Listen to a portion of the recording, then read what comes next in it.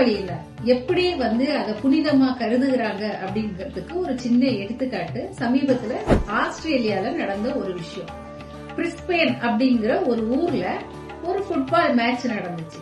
அங்க ஒரு 12 வயசு பையன், அவன் பேர் சுப் பட்டேல்.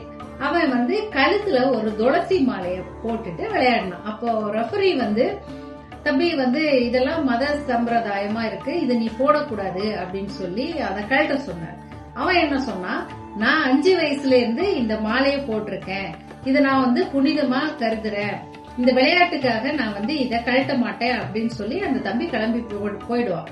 இப்ப இந்த சங்கத்துல இது ஒரு பெரிய இஷ்யூ ஆகி இதை என்னன்னு விசாரிச்சு அந்த தம்பியை வீடு தேடி போய் பேசும்போது அவங்க சொன்னாங்க, 5 வயசுல இருந்து இந்த மாதிரி போட்டிருக்கேன், நாங்க நாராயண வம்சத்தை சார்ந்தவங்க, நாங்க அதை ஒரு புனிதமா கருதுறோம் அப்படின்னு சொல்லி. அப்போ அந்த சங்கத்தை சார்ந்தவங்க அவங்க கிட்ட மன்னிப்பு கேட்டுட்டு அவனை கூட்டு விளையாட சொன்னாங்க.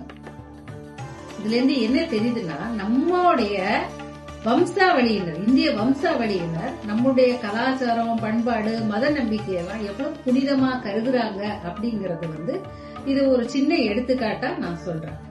நன்றி, வணக்கம்.